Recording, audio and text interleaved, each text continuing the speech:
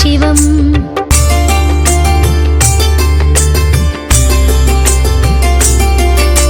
सर्वमङ्गलमाङ्गल्यं सर्वपापप्रणाशनं चिन्ताशोकप्रशमनम् आयुर्वर्धनमुत्तमम्। रश्मिमन्तं समुद्यन्तं देवासुरनमस्कृतं पूजयस्व पिबस्वन्तं भास्करं भुवनेश्वरम्।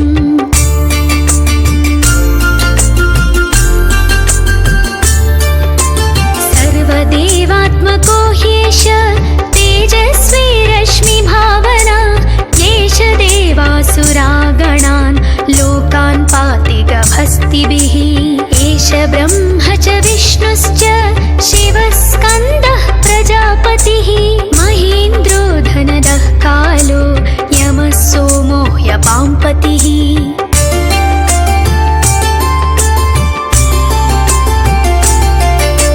पितरो वसवः साध्या ह्यश्विनौ मरुतो मनुः वायुर्वह्निः प्रजाप्राणः ऋतुकर्ता प्रभाकरः। आदित्यः सविता सूर्यः खगः पूषा गभस्तिमान् सुवर्णः सदृशो भानु हिरण्यरेता दिवाकरः।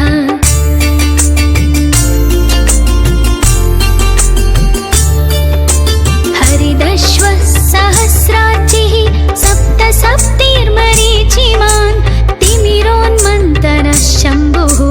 त्वष्टा मार्ताण्डकोंशुमान्। हिरण्यगर्भः शिशिरः तपनो भास्करो रविः अग्निगर्भोदितेः पुत्रः शङ्खः शिशिरनाशनः।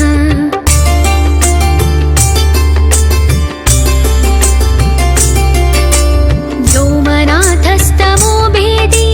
ऋग्यजो सामपारगः घनावृष्टिरपां मित्रो विन्ध्यवीधिप्लवङ्गमः। आतपी मण्डली मृत्युः पिङ्गळः सर्वतापनः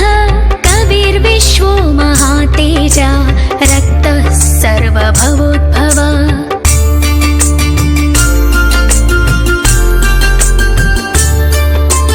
नक्षत्रग्रहताराणाम् अधिपो विश्वभावनः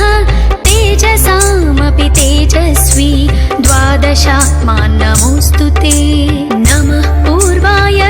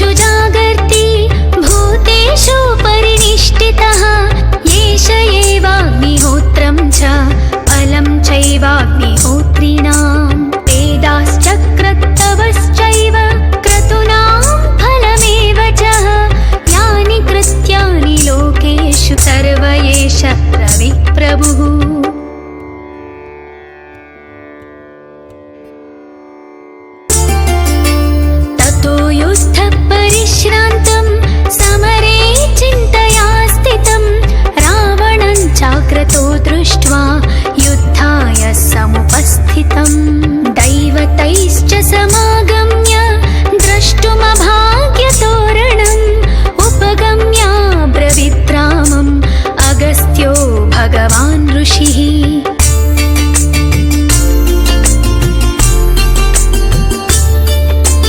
राम राम महाबाहो शृणु गुह्यां सनातनं येन सर्वानरीं वत्स समरे विजयिष्यसि। आदित्यहृदयं पुण्यं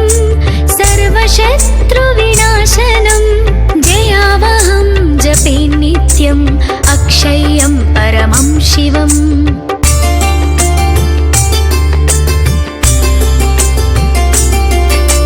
सर्वमङ्गलमाङ्गल्यं सर्वपापप्रणाशनं चिन्ताशोकप्रशमनम् आयुर्वर्धनमुत्तमम्। रश्मिमन्तं समुद्यन्तं देवासुरनमस्कृतं पूजयस्व पिबस्वन्तं भास्करं भुवनेश्वरम्।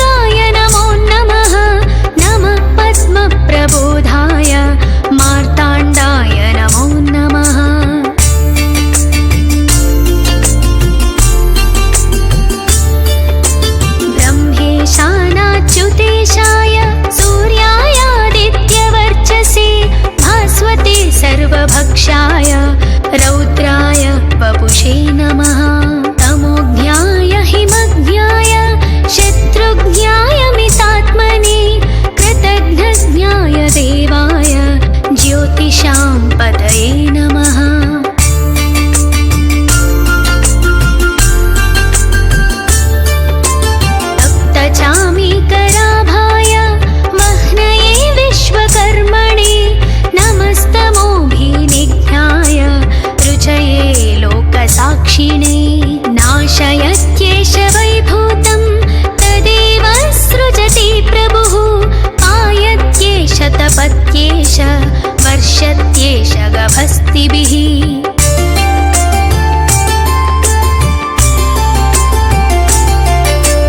येष सुप्तेषु जागर्ति भूतेषु परिनिष्ठितः येष एवाग्निहोत्रं च फलं चैवाग्निहोत्रिणां वेदाश्चक्रत्तवश्चैव क्रतूनां फलमेव च यानि कृत्यानि लोकेषु सर्व एष रविप्रभुः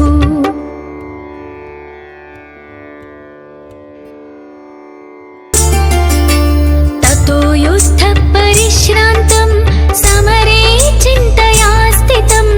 रावणं चाक्रतो दृष्ट्वा युद्धाय समुपस्थितं दैवतैश्च समागम्य द्रष्टुमभाग्यतोरणम् उपगम्य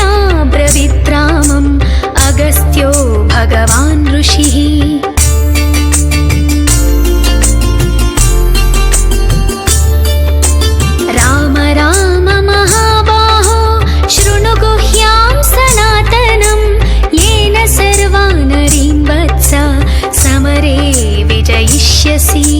आदित्यहृदयं पुण्यं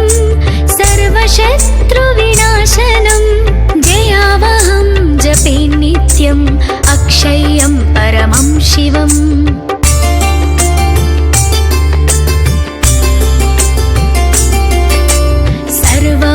सर्वमङ्गलमाङ्गल्यं सर्वपापप्रणाशनं चिन्ताशोकप्रशमनम् आयुर्वर्धनमुत्तमम् रश्मिमन्तं समुद्यन्तं देवासुरनमस्कृतं पूजयस्व पिबस्वन्तं भास्करं भुवनेश्वरम्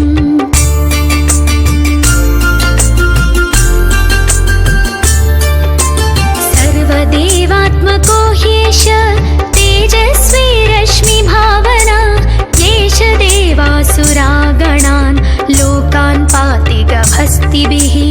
एष ब्रह्म च विष्णुश्च शिवस्कन्दः प्रजापतिः महेन्द्रो धनदः कालो यमः सोमो ह्यपाम्पतिः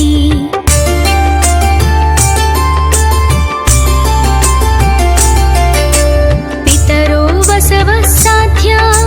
ह्यश्विनौ मरुतो मनुः वायुर्वह्निः प्रजाप्राणः ऋतुकर्ता प्रभाकरः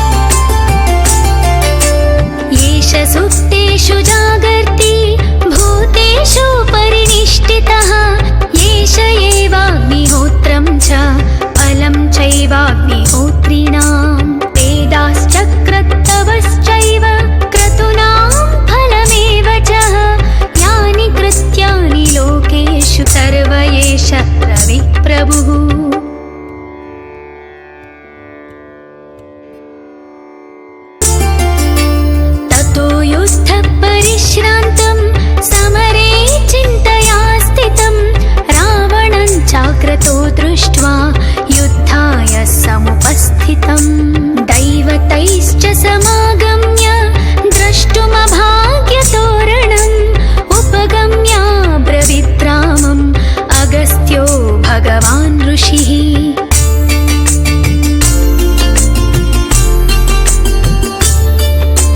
राम राम महाबाहो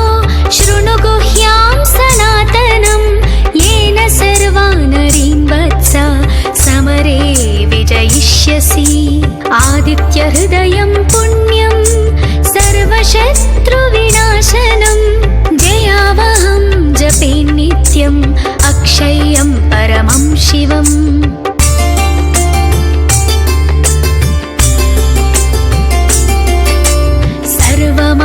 सर्वमङ्गलमाङ्गल्यं सर्वपापप्रणाशनं चिन्ताशोकप्रशमनम्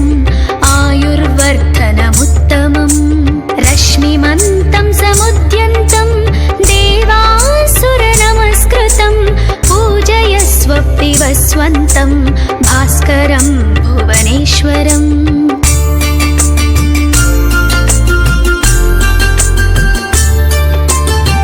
सर्वदेवात्मको ह्येष तेजस्वी रश्मिभावना येष देवासुरागणान् लोकान् पाति गभस्तिभिः एष ब्रह्म च विष्णुश्च शिवः स्कन्दः प्रजापतिः महेन्द्रो धनदः कालो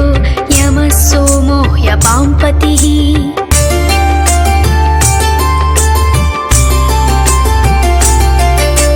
पितरो वसवः साध्या ह्यश्विनौ मरुतो मनो वायुर्वह्निः प्रजाप्राणः ऋतुकर्ता प्रभाकरः आदित्यः सविता सूर्यः खगपूषा गभस्तिमान् सुवर्णः सदृशो भानु हिरण्यरेता दिवाकरः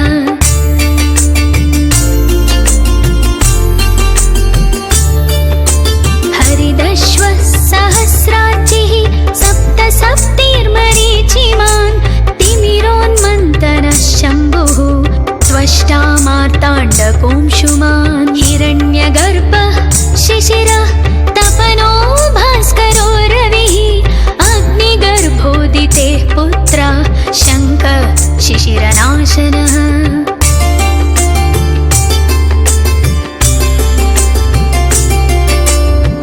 व्योमनाथस्तमो भेदी ऋग्यजो सामपारगः घनावृष्टिरपां मित्रो विन्ध्यवीधिप्लवङ्गमः आतपी मण्डली मृत्युः पिङ्गळः सर्वतापनः कविर्विश्वो महातेजा रक्तः सर्वभवोद्भव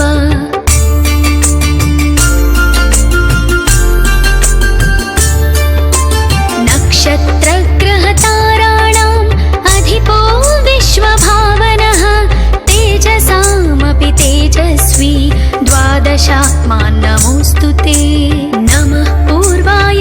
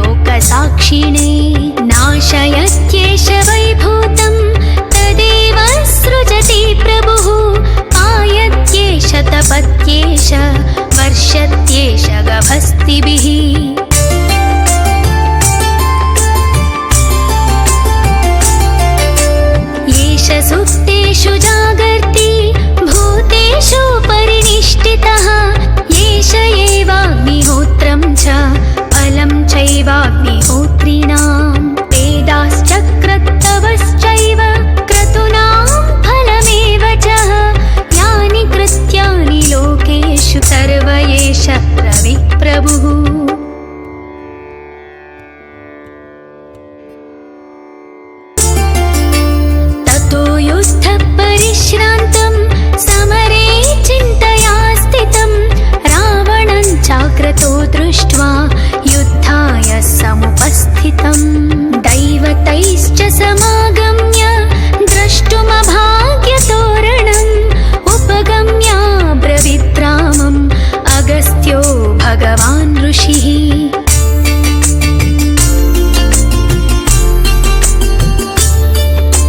राम राम महाबाहो शृणु गुह्यां सनातनं येन सर्वानरीन् वत्स समरे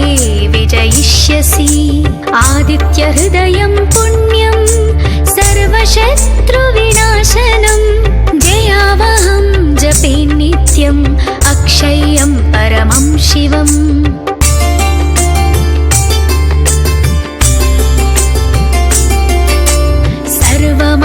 सर्वमङ्गलमाङ्गल्यं सर्वपापप्रणाशनं चिन्ताशोकप्रशमनम् आयुर्वर्धनमुत्तमम् रश्मिमन्तं समुद्यन्तं देवासुरनमस्कृतं पूजयस्व विवस्वन्तं भास्करं भुवनेश्वरम्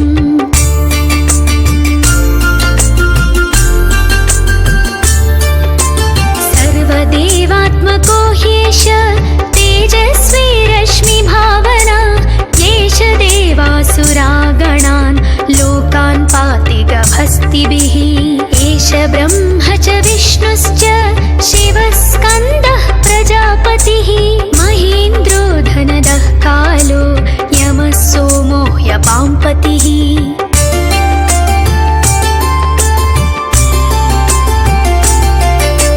पितरो वसवः साध्या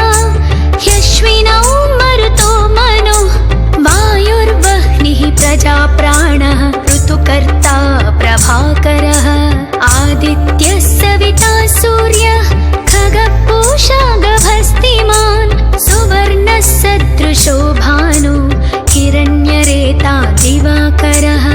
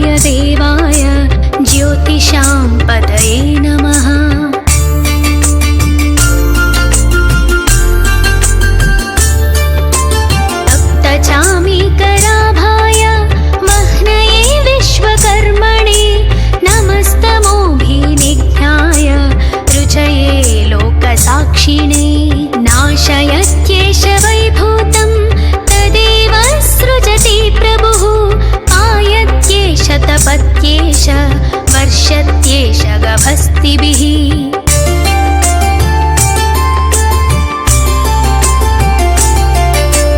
येष सुप्तेषु जागर्ति भूतेषु परिनिष्ठितः येष एवाग्निहोत्रं च फलं चैवाग्निहोत्रिणां वेदाश्चक्रतवश्चैव क्रतूनां फलमेव च यानि कृत्यानि लोकेषु सर्व एष रविप्रभुः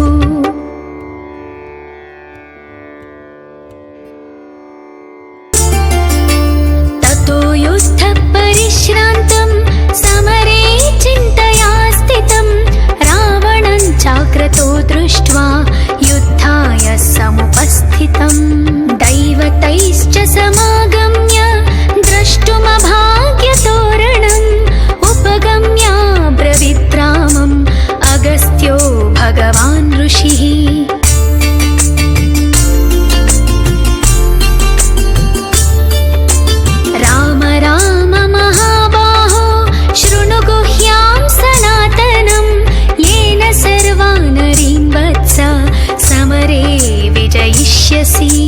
आदित्यहृदयं पुण्यं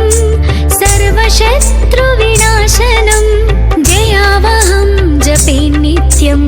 अक्षय्यं परमं शिवम्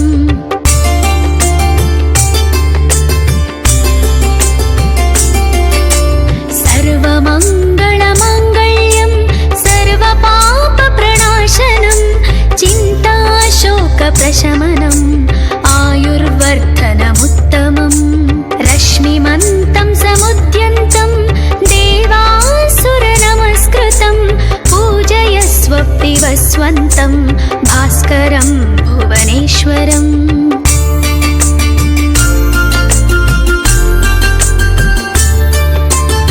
सर्वदेवात्मको ह्येष तेजस्वी रश्मिभावना येष देवासुरा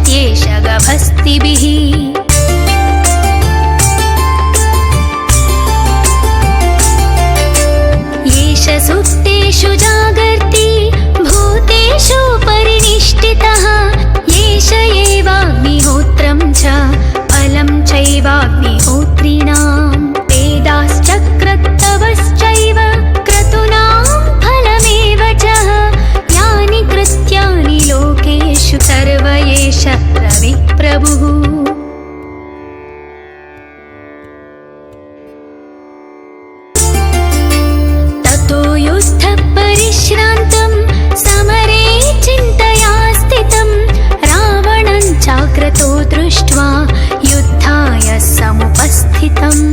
दैवतैश्च समागम्य द्रष्टुमभाग्यतोरणम् उपगम्य ब्रवीद्रामम् अगस्त्यो भगवान् ऋषिः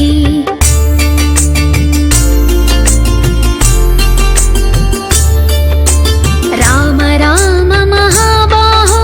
शृणु गुह्यां सनातनम् येन सर्वानरीन् वत्स समरे विजयिष्यसि आदित्यहृदयं पुण्यं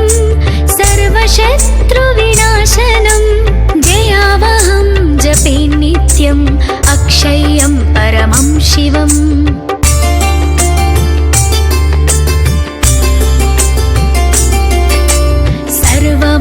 सर्वमङ्गलमाङ्गल्यं सर्वपापप्रणाशनं चिन्ताशोकप्रशमनम् आयुर्वर्धनमुत्तमम् रश्मिमन्तं समुद्यन्तं देवासुरनमस्कृतं पूजयस्व विवस्वन्तं भास्करं भुवनेश्वरम्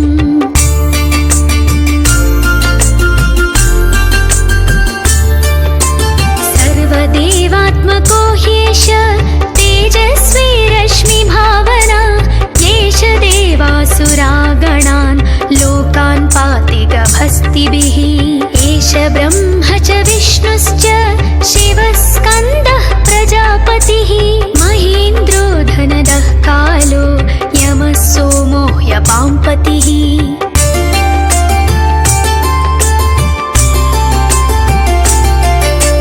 पितरो वसवः साध्या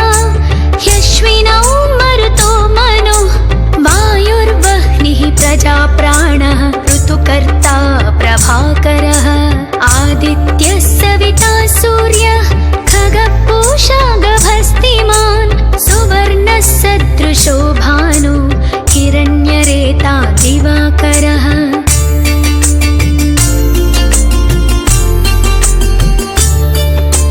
हरिदश्वः सहस्राचिः सप्त सप्तिर्मरीचिमान् तिमिरोन्मन्तनः शम्भुः त्वष्टा मार्ताण्डकोंशुमान् हिरण्यगर्भः शिशिरः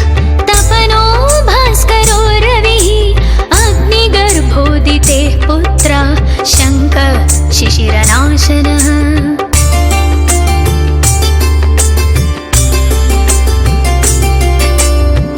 व्योमनाथस्तमो भेदी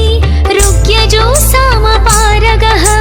घनावृष्टिरपां मित्रो विन्ध्यवीधि प्लवङ्गमः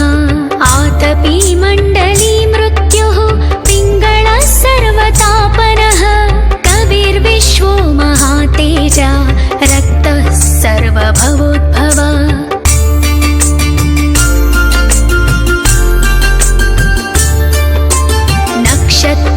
नक्षत्रग्रहताराणाम् अधिपो विश्वभावनः तेजसामपि तेजस्वी द्वादशात्मान् नमोऽस्तु ते नमः पूर्वाय गिरये पश्चिमायाद्रये नमः ज्योतिर्गणानां पतये दीनाधिपतये नमः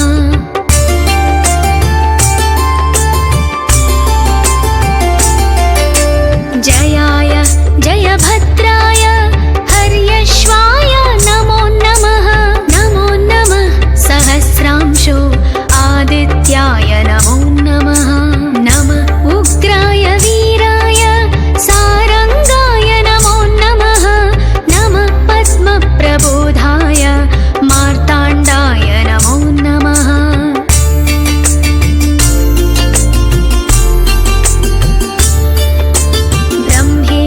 ब्रह्मेशानाच्युतेशाय सूर्यायादित्यवर्चसे भास्वते सर्वभक्षाय रौद्राय वपुषे नमः तमोज्ञाय हिमज्ञाय शत्रुज्ञाय मितात्मने कृतघ्नज्ञाय देवाय ज्योतिषां पतये नमः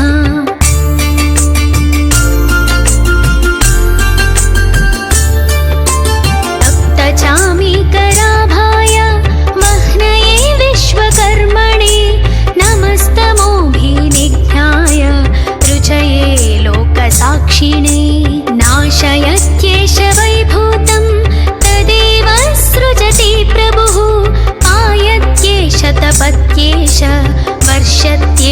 प्रभस्तिभिः